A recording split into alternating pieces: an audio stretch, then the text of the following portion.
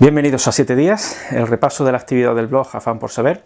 Esta semana se ha publicado una anotación titulada Darwin y las leyes de la herencia de Mendel. Lo que trato de explicar en esta anotación es todo lo relacionado con la publicación del ya famoso artículo de Gregor Mendel, sobre la herencia, cómo se heredan los caracteres concretamente en relación con sus experimentos con la planta del guisante, y si Darwin tuvo o no ocasión de conocer los resultados. Porque todos sabremos que cuando Darwin publicó su libro El origen de las especies, dejó una pata inacabada, que era cómo se heredaban o cómo se transmitía la herencia de padres a hijos, de ascendientes a descendientes. En la época en la que Mendel estaba realizando sus experimentos y cuando publicó los resultados en el ya artículo famoso, como decimos, Darwin estaba en ese mismo momento buscando una explicación, que estaba construyendo una hipótesis, una teoría acerca de cómo se heredaban esos caracteres. Por lo tanto, es llamativo, y así se dice en muchos libros de historia de la ciencia, llamativo y triste que Darwin no conociera el trabajo de Mendel, que le hubiese podido ayudar a desarrollar su teoría. Para explicar por qué Darwin no conoció esto, es porque Mendel publicó su trabajo en una revista oscura con poca difusión, y que el artículo en realidad pasó desapercibido durante 30 años, más de 30 años, hasta que entre 1900 y 1902 fueron vueltos a sacar a la luz, se repitieron los experimentos que había hecho Mendel con los guisantes, y a partir de ahí, como decimos, cogió forma de nuevo la teoría de la herencia que Mendel propugnaba. Bueno, pues lo cierto es que el artículo que escribió Mendel se encuentra en cualquier biblioteca de las principales instituciones científicas del mundo. Es decir, la suscripción que tenía tanto el Observatorio de Greenwich, la Royal Society, la Sociedad Linneana, es decir, en Estados Unidos, en muchos lugares ya se contaba con una copia del artículo de Mendel. Y es más, Mendel publicó 40 separatas, es decir, 40 copias individuales de su artículo, que él mismo envió a los distintos científicos de su época para que tuvieran conocimiento de sus experimentos. Por lo tanto, lo que está claro es que el artículo fue divulgado, fue conocido, también fue citado por muchos estudiosos de la época, quienes conocieron ese trabajo, aunque, si bien es verdad, ninguno de ellos, por lo menos hasta William Bateson, tuvo constancia de la importancia que suponía esos experimentos. Por lo tanto, es cierto que el artículo de Mendel no fue tenido en cuenta o no fue comprendida su importancia hasta principios del siglo XX, pero en cualquier caso durante todos esos años estuvo a disposición no solo de Darwin, quien pudo leerlo. En la anotación explico más todo esto, aunque parece ser que no le hizo mucho caso. En cualquier caso, tenéis toda la información y todos los detalles en el blog. Bueno, y respecto a la noticia científica de la semana, quería comentar un artículo que ha tenido un impacto, una repercusión muy importante. Se trata de la descripción del primer fósil de un denisovano recuperado fuera de la cueva de Denisova. Se trata de un fragmento de mandíbula, concretamente viene a ser más o menos esta parte de aquí, de la que se conservan 2 dientes, y fue recuperado en 1980, aunque se ha publicado ahora. Como digo, fue localizado en 1980 por un monje budista en la cueva de Baishilla, que está en una región de China, en el Tíbet. Y este monje, en lugar de deshacerse de él o de triturarlo, como suele ser habitual en esta región, se lo entregó muchos años después a otra persona, quien al final se lo entregó a la Universidad de China para su estudio. Lo cierto es que permaneció olvidado este fósil durante mucho tiempo, hasta que unos investigadores se lo enseñaron a Jean-Jacques Blin del Instituto Max Planck de Antropología Evolutiva en Leipzig, y él se dio cuenta, nada más ver el tamaño de los molares, de los dientes, de que podría ser un denisovano. Porque recordamos que de los denisovanos hasta ahora Solo se han recuperado pequeños fragmentos de hueso, fundamentalmente de la mano, y dientes. Entonces, el hallazgo de esta mandíbula, o fragmento de mandíbula con 2 dientes, es muy relevante, ¿de acuerdo?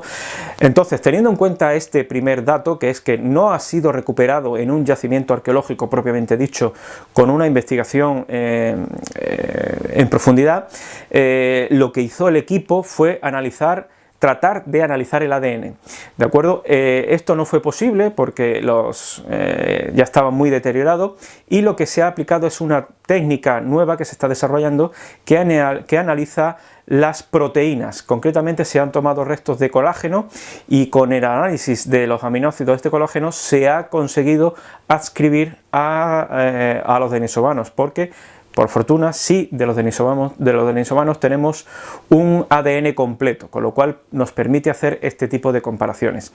Entonces, tenemos esta importancia, que es el descubrimiento del primer fósil de un denisovano fuera de Denisova, y la aplicación de una técnica novedosa del estudio de la paleoproteómica, el estudio de las proteínas antiguas, para intentar adscribir los fósiles a una determinada especie. A partir de aquí hay mucho que hacer, ¿de acuerdo? Como hemos dicho, la cueva no ha sido excavada, es un lugar sagrado. Ahora, en el 2018, se consiguieron permisos y se está empezando a hacer una excavación más sistemática, y los investigadores explican que han encontrado industria lítica, herramientas de piedra y también huesos de animales con marcas de corte. Por lo tanto, lo que falta es que en esas excavaciones arqueológicas, ya sí hechas de forma sistemática, se puedan encontrar más fósiles que permitan unir ya definitivamente este dato, es decir, que hay denisovanos fuera de Denisova. Este hecho, el que haya denisovanos fuera de Denisova, es algo que ya se sospechaba desde hace mucho tiempo. De hecho, hay muchos fósiles que se han recuperado en China y en otros lugares de los que se sospecha que podrían ser denisovanos, aunque no hay certeza, porque, como decimos, hasta ahora no se contaba con una suficiente muestra de fósiles con las que hacer comparaciones. En aquellos casos en los que el ADN no se puede recuperar y no se permite hacer un estudio que permita, como decimos, clasificarlos de esa manera, seguimos teniendo que basarnos en la comparación morfológica.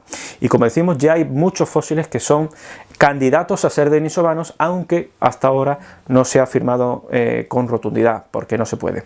¿De acuerdo? El último dato que quería daros es que se ha datado en 160.000 años. Es una datación como mínimo de la antigüedad, porque se ha conseguido datar con técnicas de uranio unas adherencias de carbonatos que había en la mandíbula.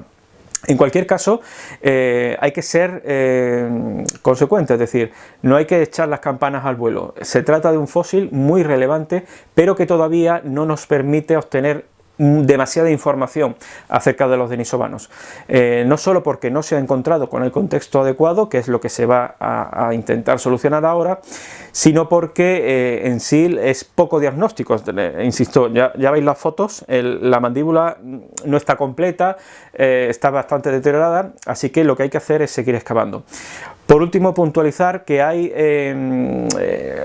investigaciones en curso en la propia cueva de Denisova, donde ya de forma extraoficial se ha comunicado que se han encontrado restos del cráneo, de lo que ya seguro se trata de un denisovano, puesto que están en los mismos sedimentos de donde se han recuperado los otros fragmentos de huesos y de dientes. Así que en no mucho tiempo esperamos contar con un cráneo, esperemos que esté lo máximo completo posible, que ya sí nos pueda permitir ponerle cara a los denisovanos, porque hasta ahora no ha sido posible. En definitiva, estamos asistiendo a un avance espectacular, como ya venimos diciendo desde hace mucho tiempo, de los descubrimientos que vienen de Asia. Hace poco hablábamos de Homo luzonensis, presencia humana en Filipinas, con otras pistas, concretamente el despiece de un rinoceronte. Así que ahora sí podemos decir que estamos reescribiendo todo lo que sabíamos acerca de la evolución humana. Respecto a la expansión primero de neandertales y denisovanos por el continente euroasiático, y también la influencia de la llegada de Homo sapiens cuando sale de África y se relaciona tanto con neandertales como con denisovanos, generando una mezcla genética de la que también hemos comentado en otras ocasiones. En definitiva, un tema al que seguir pendiente, que lo estaremos, así que os recomiendo que no os perdáis el blog.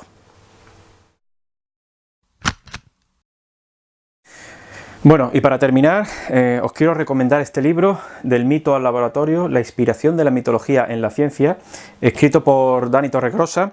Tenéis la reseña en el blog. Es un libro que recomiendo encarecidamente porque es entretenidísimo y tiene una enorme cantidad de información. Los capítulos, como el propio Daniel dice, se pueden leer de cualquier manera, capítulos sueltos, empezar por el final, por el principio, porque contiene las historias, la mitología de distintas culturas, la egipcia, la griega y la grecorromana sobre todo, pero también la hindú, la de los pueblos esquimales, los inuit, etcétera. Y lo convierten por tanto en un libro súper ameno, muy interesante y, como digo, repleto de información. Los capítulos tienen todos la misma estructura. Por ejemplo, aquí tenemos a Ceres y nos habla de que se trata de un planeta enano, un elemento químico de prometedoras aplicaciones y la piedra de los mecheros. Como decimos, tomando como base la mitología, lo que nos cuentan estos mitos sobre los personajes, distintos personajes, lo que hace Dani es enlazar estas historias con lo que han hecho los científicos al nombrar pues determinados objetos, elementos químicos, objetos astronómicos, etcétera, y qué relación guarda uno con lo otro. Por lo tanto, es una manera estupenda de enlazar, como dice el propio Dani, la mitología con la ciencia y darnos cuenta, por supuesto, de que los científicos no son unos personajes extraños que viven alejados de su entorno, sino que evidentemente beben de la cultura de la que proceden. Por lo tanto, como digo, un libro súper interesante, muy ameno, que recomiendo encarecidamente. Y además, os digo una cosa, después de leerlo yo, ahora lo estoy leyendo con las niñas, con mis niñas, y os tengo que decir que están emocionadísimas con cada historia que les cuento y cada vez quieren aprender y buscar más información. Así que es un regalo estupendo para todos. Bueno, eso es todo esta semana. Espero veros pronto. Compartid, por favor, el vídeo, comentar lo que queráis y, como siempre, os emplazo a la próxima anotación del videoblog. Un saludo a todos y nos vemos.